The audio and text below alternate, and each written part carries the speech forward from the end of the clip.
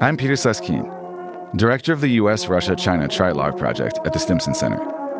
Since the middle of the 20th century, relations among the United States, Russia, and China have had an enormous impact on each country separately and on the world as a whole.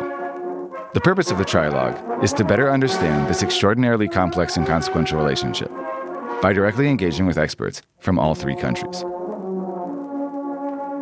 My guest today is Zhou Bo, a retired senior colonel in the PLA and currently a senior fellow in the Center for International Security and Strategy at Tsinghua University. Welcome to the podcast. Thank you, Peter. So to start, could you perhaps tell us when and why you joined the military and also how you learned such eloquent English? Thank you so much. I actually joined the military in 1979. The reason I can somehow speak in English is because I was majored in English in China. So I got my undergraduate degree of English language and literature. But what makes me somewhat different is that I've been using English since. And I have been to Cambridge, where I did my MPhil degree in international relations. And for over 30 years, I'm directly involved in handling China's mill-to-mill relations with other countries in different capacities. But still, I mean, it's not just a matter of practice. The fact that you were sent to Cambridge at all is highly unusual. So how did you end up in such an unusual position for a member of your generation? That was from 1996 to 1997, precisely speaking. At that time, I was already a senior staff officer in the Office of Foreign Affairs in the Ministry of National Defense. I was desk chief for South Asia. At that time, the British government would provide a Chevening scholarship to about 50 selected candidates from around China, and I happened to be one of them. But as to which university you will go, it's up to you, to apply. Interesting. So this was an English initiative, an outreach to the Chinese military. A very different time. And I also understand that you spent time in Australia as well, right? Yes, that was in 1999. I was the first honorary fellow to the Land Warfare Studies Center of the Australian Army. Again, it's an exchange program. And I happen to be the first Chinese PLA officer. So much has changed in the relations with both countries since, clearly. But do you have friends and then colleagues from that period who you still stay in touch with? Sort of, but not really, because in my official capacity, we actually do not encourage that much interaction. But now I'm a scholar. I'm much more liberal. Therefore, I can certainly make more friends, like with you. Well, I'm very grateful for your newfound flexibility. Well, and then a last bit about the biography. You spent some time in Namibia. Can you tell us a bit about that? Yes, that was from November 2006 to March 2009. I was selected as the Chinese defense attaché to the Republic of Namibia. It's interesting because it's an African country. And before that, actually, I have worked briefly as a Deputy Director General for West Asia and Africa, which was very short, only 6 months. So apart from 2 visits, I didn't have a lot of knowledge about Africa. But since I have worked there as defense attaché, the situation then is different. And I think it is important for me to develop my understanding of Africa, in part because China-Africa's military relationship actually have been very strong. Very few people know that actually we have had the military exchanges ever since the 1950s. And we actually have trained more than 10,000 freedom fighters in Africa by sending Chinese instructors to Africa. These freedom fighters were proven to be extremely useful in the independence of more than 50 African countries. So many powerful political figures in African countries now have had experiences in China, have received training in China and remained positively disposed to China as a result. I think so. I can recall 5 to 6 African presidents. They include President Mugabe from Zimbabwe and the President Elias from Eritrea, And then from the Democratic Republic of Congo, Kabila Senior and Kabila Junior. Yeah, they're all presidents of these countries who are trained in Chinese military institutions. So now China has a considerable economic presence in Africa, as everybody knows and frequently discusses. And there's some talk of the need for China to provide security for these investments. So how is China going about that? Is there an increased private Chinese security presence in Africa? Is it hiring outside security? Is it a PLA mission? How are Chinese economic investments in Africa protected? That is a very good but very grandiose question, because the common mission, of course, for all military in the world is to defend its own territory. That is well understood. But for major powers, it has two more things to do. One is to protect its overseas interests. This is what you are talking about. Another is to show its international responsibilities. In terms of China's military presence in Africa, it is extensive. We every year would train a lot of African officers and soldiers. So wherever you go, you would always meet some officer and soldier who can speak a few Chinese words to you. But our engagement there is basically through providing military assistance to these countries. And we also provide assistance through African Union. And then another way of our presence is because of peacekeeping missions. Most of the peacekeeping missions now are found in Africa. And China has been very active in peacekeeping missions. It is the largest compared with some other permanent members via the Security Council, and it is also second largest financial contributor. And we're also doing counter-piracy. Since 2008, we have been sending PLA flotillas nonstop to the waters of the Horn of Africa. So we have been operating there since in the northern Indian Ocean. So on the subject of counter-piracy and international responsibility, many in America suggest that China is not ready to assume the responsibility that comes with great power status because it has not done anything about the Houthi activity in the Red Sea. Is that a fair accusation? It's constantly brought up as proof that China is free-riding on American global security provisions and isn't ready to step up to the plate. That is not true. Because, first of all, part of the purpose of PLA Navy being in the Northern Indian Ocean is to safeguard the international sea lanes. And the Red Sea, of course, is also involving the freedom of navigation. But the situation is somewhat different because of piracy, no one has any disputes. And the legal implications is very clear in the UN Convention Law of the Sea. But when we come to the conflict in the Red Sea, we know that it has a lot of things to do with the situation in Gaza. The whole situation in Gaza is complicated. So it's not a simple question of safeguarding freedom of navigation. And there is also a realistic problem. For example, we only have a logistic supply station in Djibouti, where we do not have a storage of these missiles, weapons, whatsoever. And for Chinese warships to sail one way to the Gulf of Aden, it will take two weeks. So that means to and fro would take about 1 month. And if all these drones keep on coming and you just fire your missiles to defend your ships, and the question is how many missiles you would have, right?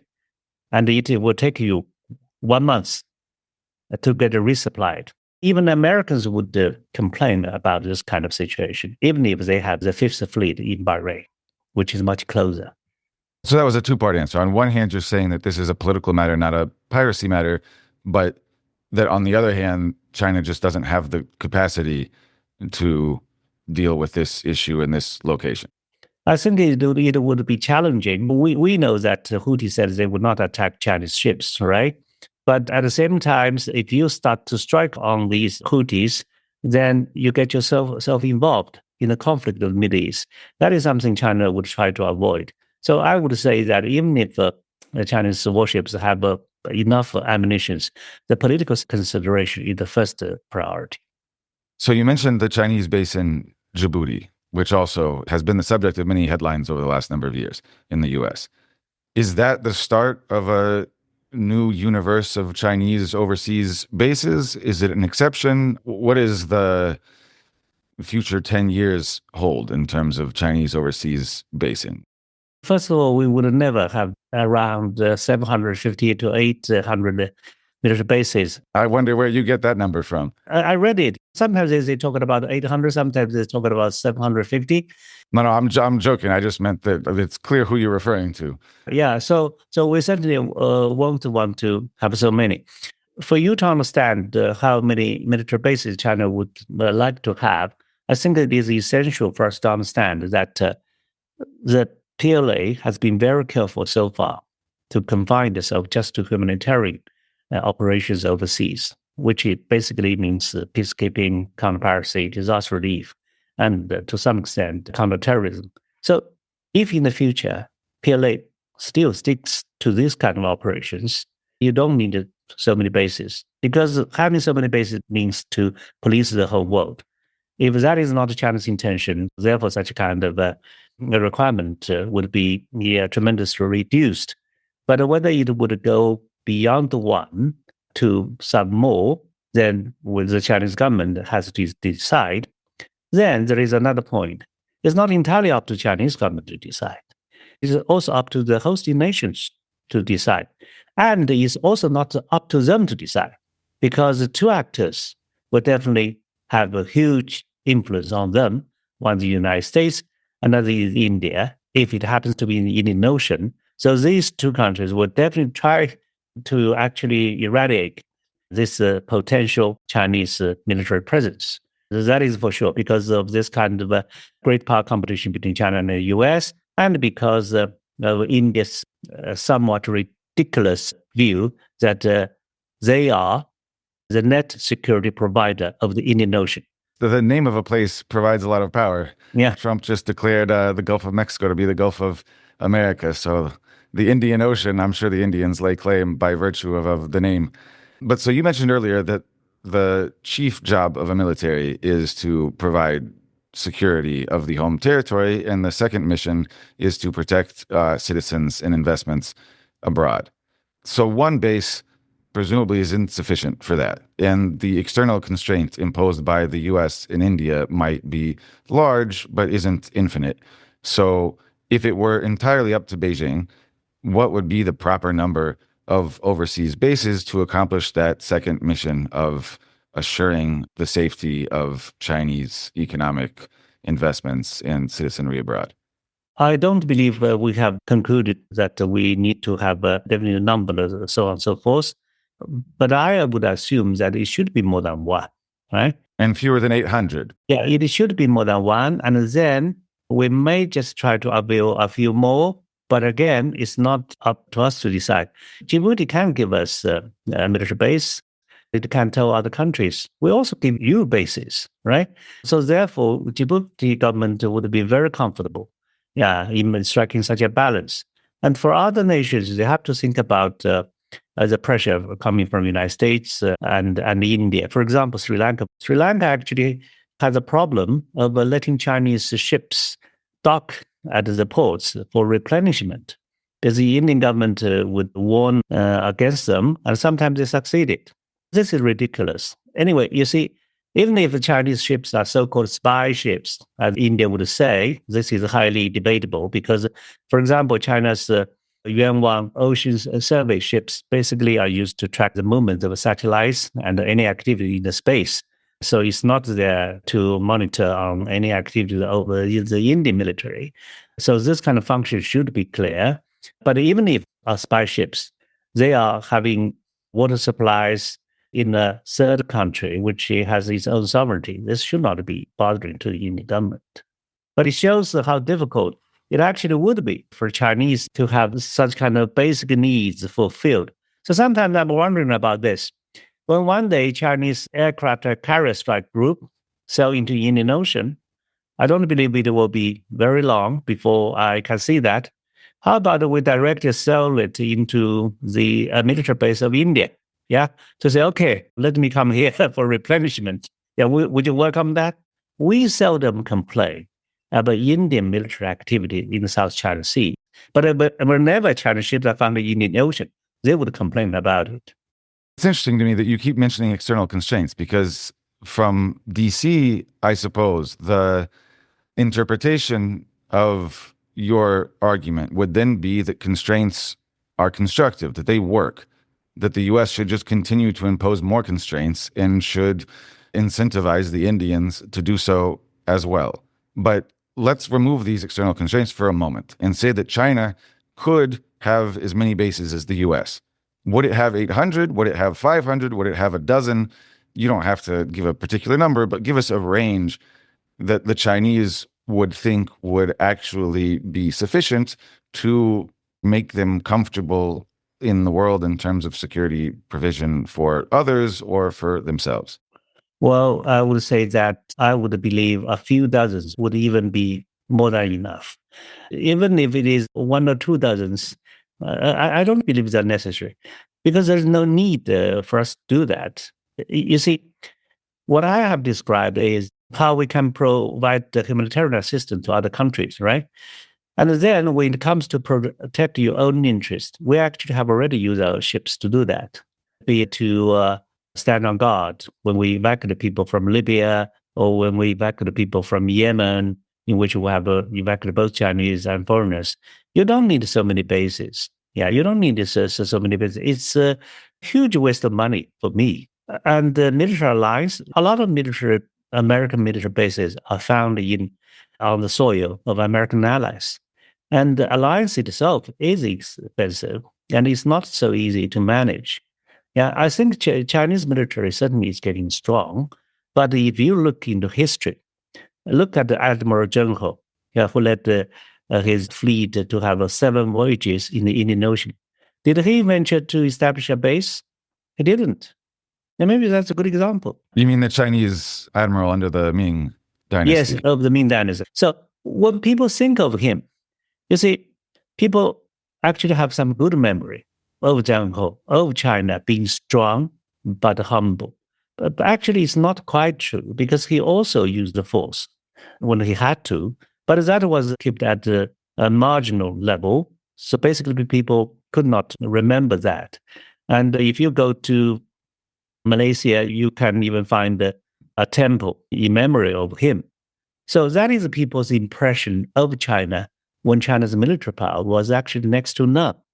So I understand how you would think China would follow the footprint of the United States of building a lot of bases. So I don't think this is needed. And besides, China now has a control or partial control over so many commercial ports and harbors. And these ports and harbors could actually be used for the Chinese military in humanitarian operations. I have to stress this word, humanitarian operations. For example, if you use these bases to attack other countries, your hosting countries may not agree because it will invite danger for themselves. But if you say that I need to come here for resupply to do another humanitarian mission, so why would these governments object to that? For example, when Chinese government tried to evacuate its nationals from Libya, so many countries, including Greece, would help you because they understand that this is a kind of humanitarian aid. So my personal hope is in the future, even if Chinese military is much stronger, we should still continue to restrict ourselves in this area that is only humanitarian operation. In this regard, you don't have to spend a lot of money, right? And you're always welcomed by people because you're just like a good Samaritan. Isn't this good for us? Isn't this good for the world? And in so doing, we strike a sharp contrast with American militaries. Well, yes and no. So, of course, American hard power is projected all over the world, and American military bases are explicitly for the purpose of military projection. On the other hand, much of American military projection is justified in terms of good Samaritan humanitarian responsibility to protect is what led to the Libyan evacuation of your Chinese citizens, right? These are called humanitarian interventions, and you can say that it's a euphemism, and perhaps it is. But nonetheless, once you begin to project power in the name of humanitarianism, It's unclear where it ends and how to define it. So is the Chinese version of this qualitatively different, or will humanitarianism just be in the eye of the beholder, but nonetheless enforced at the point of a metaphorical spear? Well, I think you have come to a very good point, because humanitarian aid and humanitarian intervention is different. I would say Americans and its allies operations sometimes are just humanitarian interventions that they are not shy about, because genocide in Rwanda provided the whole world a moment for soul searching. And after that, protection of civilians actually has become first priority.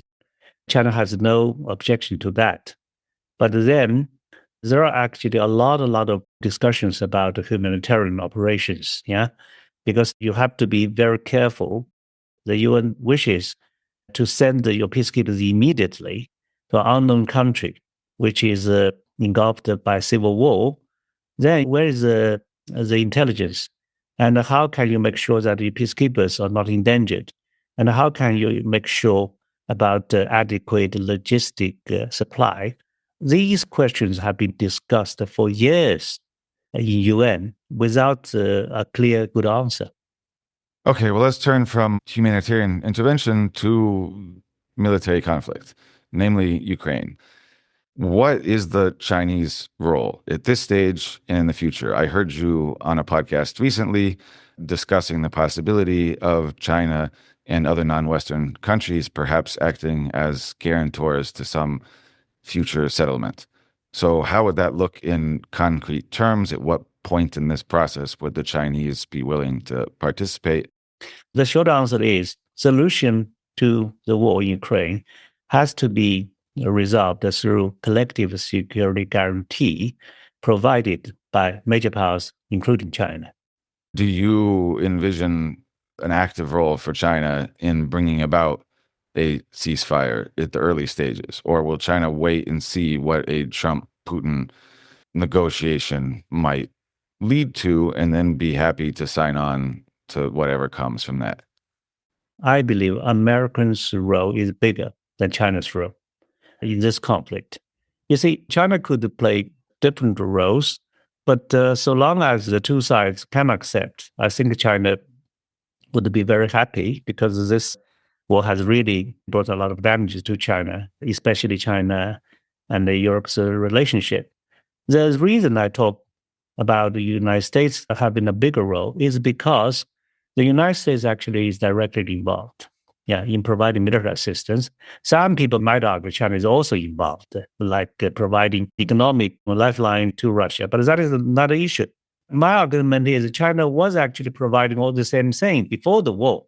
So the only thing that has changed is that China has been exporting more. That is for sure, because first of all, Russia needs it, being sanctioned by the West. Secondly, China's economy is not doing that well, so we need to export more wherever possible, right?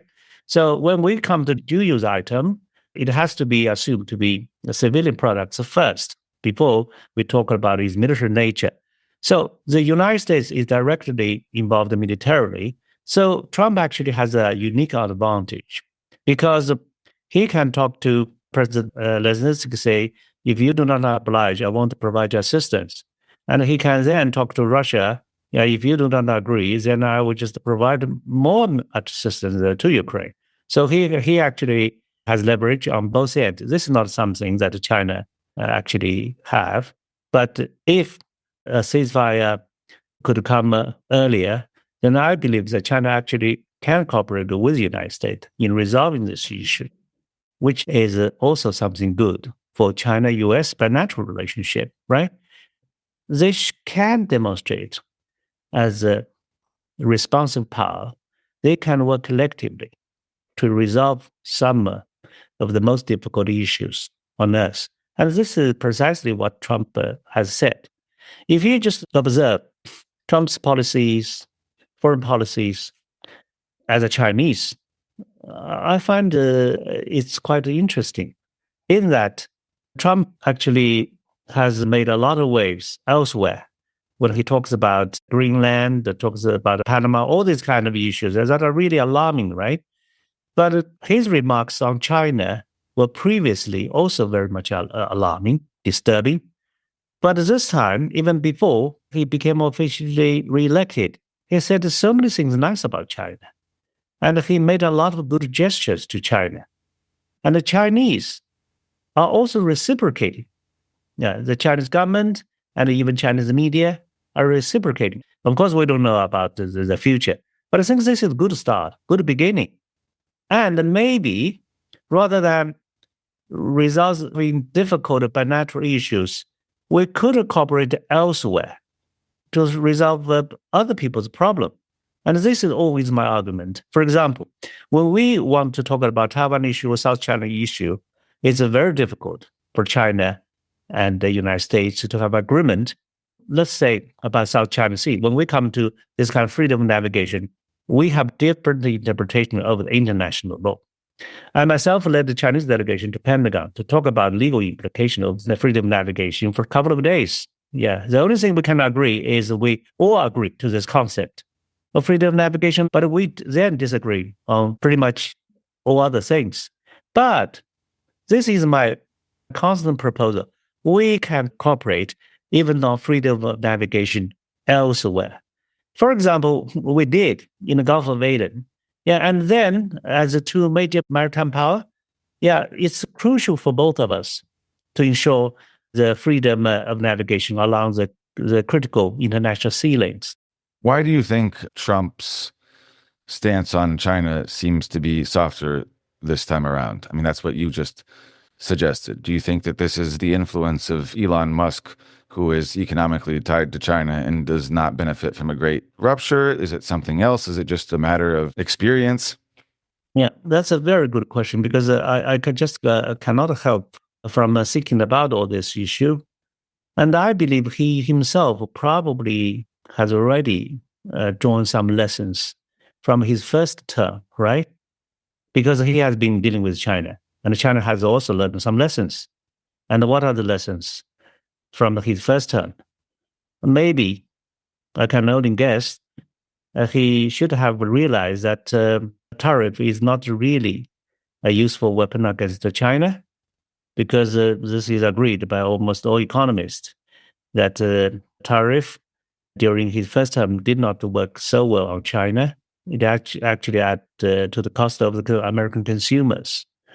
And then China's economy has actually changed to become less dependent on export to the United States. Because during his first term, we have realized that it's too dangerous. So therefore, our dependency on export to the United States has actually declined. And then, of course, we certainly know bluffing about something and doing something is different.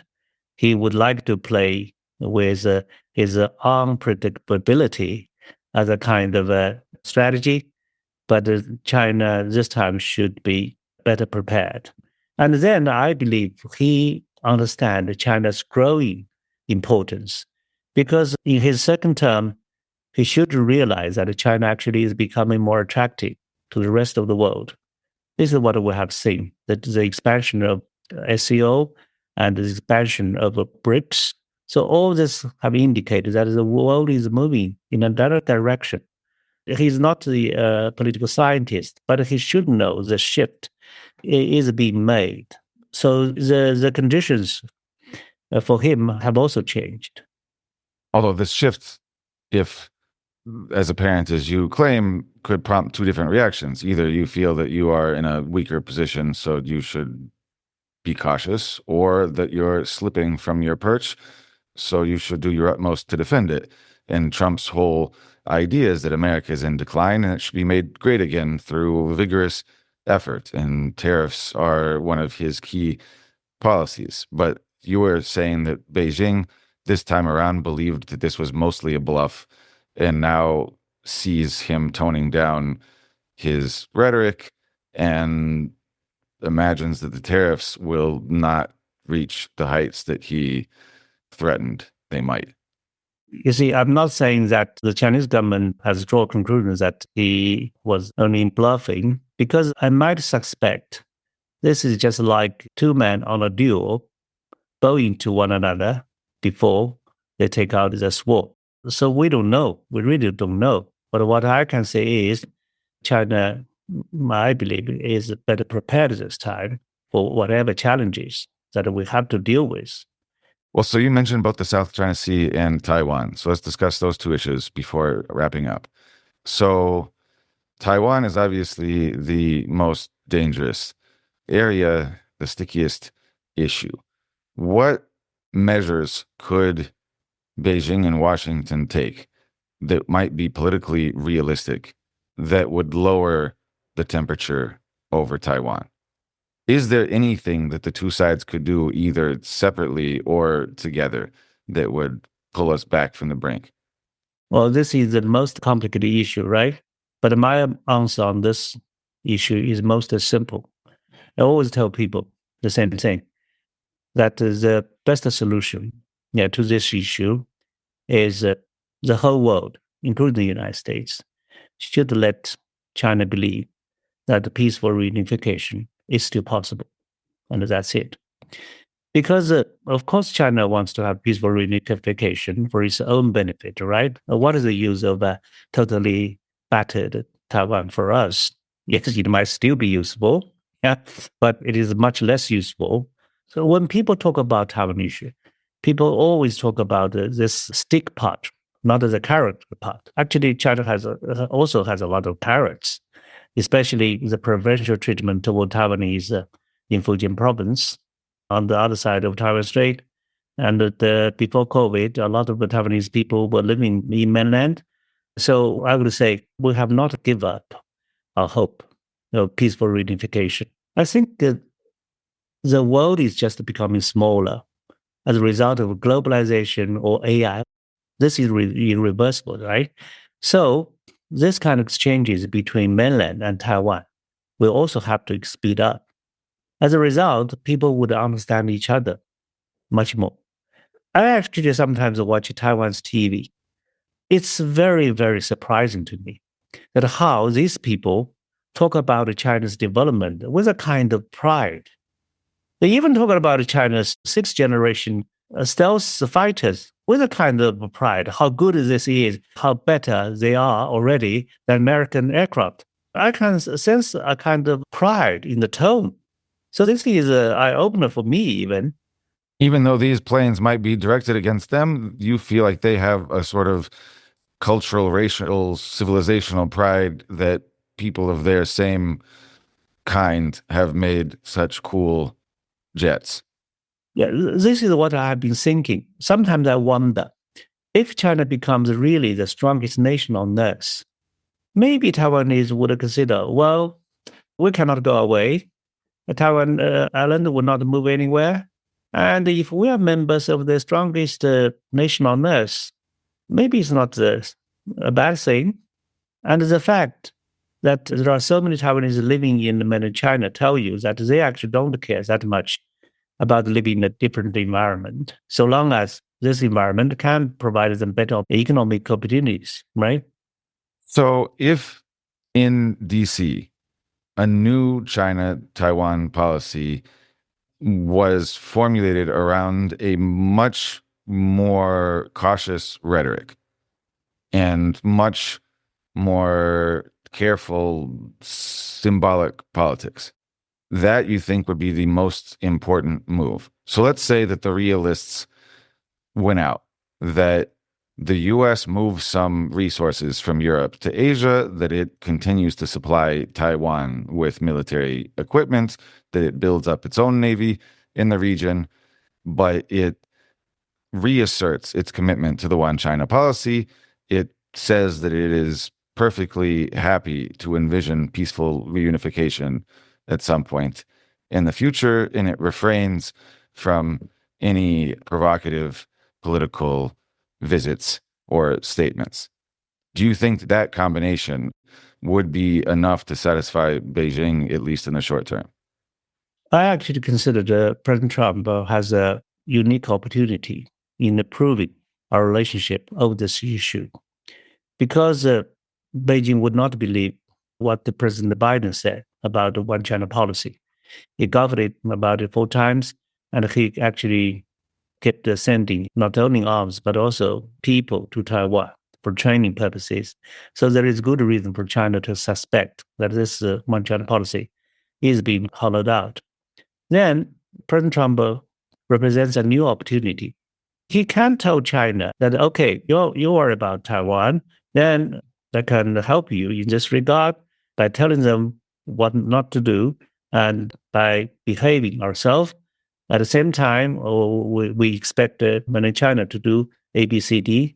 So if this kind of assurance becomes verifiable, then I think it gives the Chinese government the confidence. And this would be most important because we really have a great suspicion over the intention of the United States.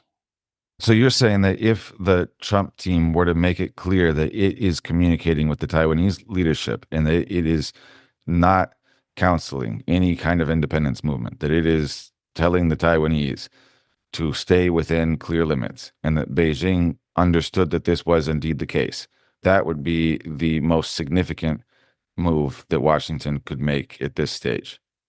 Well, I think, first of all, they should say something right, something that are in line with the full communique. We even welcome Biden's open commitment to one China policy.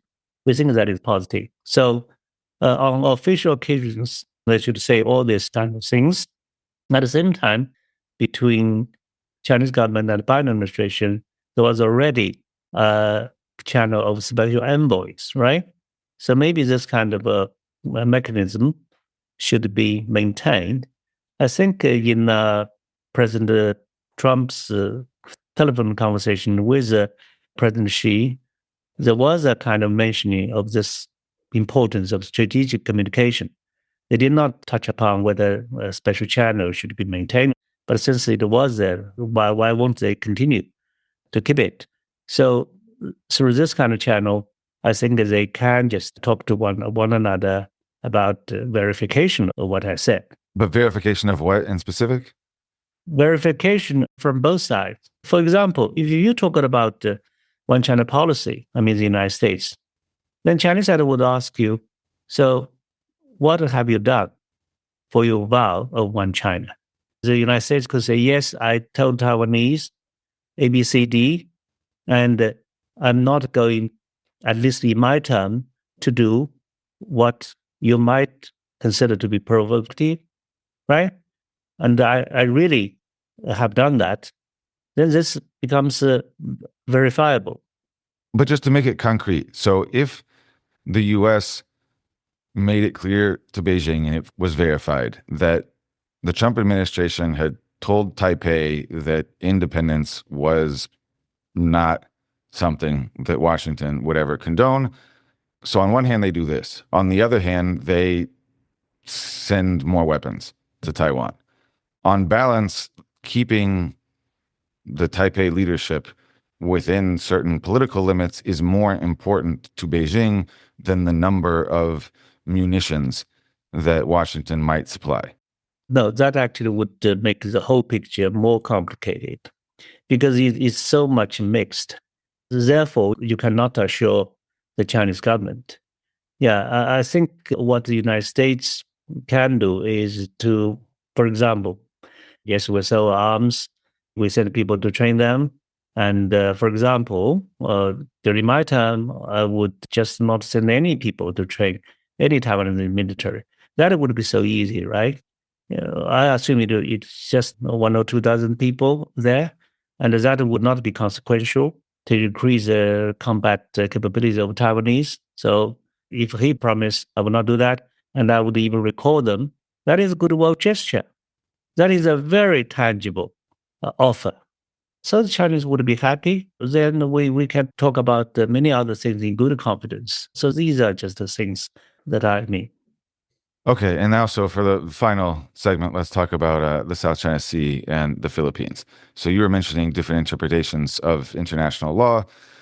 That is probably too complicated for the average American reader of newspapers who see headlines about the Chinese Navy entering into some conflict with the Filipinos and generally interpret it as big bad China bullying its small neighbor. So first of all, what do you say to that perception? And second, given China's external context, the fact that it is bound on all sides by complicated neighbors, with the exception of Russia, perhaps to the north, although Russia is obviously plenty complicated in its own right and has a long, complicated history with China. Why wouldn't China be incentivized to just settle this issue with the Filipinos one way or another? And it seems that that has been the case recently with India, that for China to have a bit more room to maneuver in a very difficult set of global circumstances with the United States pressing it from all sides, there was an incentive to settle the border issue with India. We'll see where that goes. But why not do the same thing in the South China Sea with the Philippines? Yeah, first of all, I personally believe that with the Filipinos, we won't have a conflict, precisely because our military strength compared with that of the Filipino is overwhelming to the extent that we can actually control the situation. So we use water cannons. That might be impressive, especially on TV, but that is precisely because we do not want to use weapons. So water cannon probably is just enough to deter the Filipinos. Many people, this is human instinct. When you are having trouble, for example, you with a child, people immediately become sympathetic with the child. Yeah. They just do not want to listen to what you said. Yeah, because he's a child. And the Filipinos, small size, will win a lot of sympathy. But this is ironic. In fact, in history, it is the Filipino who actually have killed Chinese. They have killed Chinese fishermen in 2000, 2006, and 2013, on 3 different years. It's very interesting. I talked to a lot of people about this, which can be easily Googled. Few people seem to remember that. They just remember you used the word water cannon, and that's it. Yeah. So from a Chinese perspective, you can imagine, sometimes I have to think about this issue. Why a small country like the Philippines could kill Chinese time and again? Historically speaking, the Philippines has never been stronger than China from time immemorial. So how come they could kill Chinese 3 times? So I was thinking whether our policy at that time towards them was probably a bit too kind. Then I have to think about this issue. Dare they kill any Chinese now? The answer apparently is no. But coming back to your original question, I don't believe there will be a conflict between China and the Philippines. When we talk about China-Indian border, actually, this is the first incident in over 40 years. So it's most unfortunate, but there is even something positive in it because they didn't shoot at each other. So that means subconsciously they know they should not shoot at each other. So this is a good lesson. You're talking about the clash where people died, or Indians died through, I don't know, the people were wielding bats, but not guns. Yeah, that's right. But even that is a good lesson for both sides to learn something. So I do believe that they will bear this in mind. And I'm confident probably the next 40 years, the border can become peaceful. It's difficult to resolve it because of different understandings. And even China and India do not agree to the length of the border. You see, we believe it is 2,000 kilometers, and they believe it is 3,488 kilometers, because they believe Pakistan has illegally ceded Indian territory to China, you see? Yeah, these South Asian partitions are a very complicated bit of history. Well, so then last comment on your response about the Filipino issue. So it seems to me that your response would just make Americans more nervous. You compare the Filipinos to children, say that they have been weaker than China since time immemorial, but have been getting away with acting aggressively in recent years. And that is because China has been too soft. And the conclusion seems to be that China is the natural civilizational center of this entire region and should keep control of its unruly children in its immediate neighborhood. This sounds like a positive version of exactly the same sort of narrative that Washington China hawks repeat every day as to why the United States must step in and protect these smaller powers from China's designs on them. It's interesting how you would look at the same issue in different light, but I don't believe if that represents Americans' general view, that view is correct. Because the fact is, even the Filipinos do not want Americans to be involved. And why is that?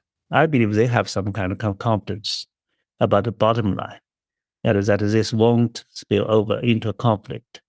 Such confidence may just come in many ways, but one of them is that China and the ASEAN countries have agreed not to use force to resolve any issues in South China Sea. This was manifested in a declaration in 2002.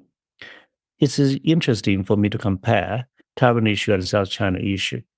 China has certain conditions for using force against Taiwan, basically three conditions that were outlined in China's anti-secession law. So that means in these three situations, we might use force. But you have never heard China mentioning any possible use of force against any country in Southeast Asia. So I think the Filipinos' competence comes in part from this. Well, very good. Thank you so much for a tour of world policy, Chinese foreign policy, and everything in between. So I hope to have you on again before too long and to see you in Beijing when I next visit. Thank you. Thanks for listening to the Trialogue Podcast. Make sure to subscribe to the show so you don't miss out on any episodes. The Trialogue Podcast is hosted by the Stimson Center and produced by University FM.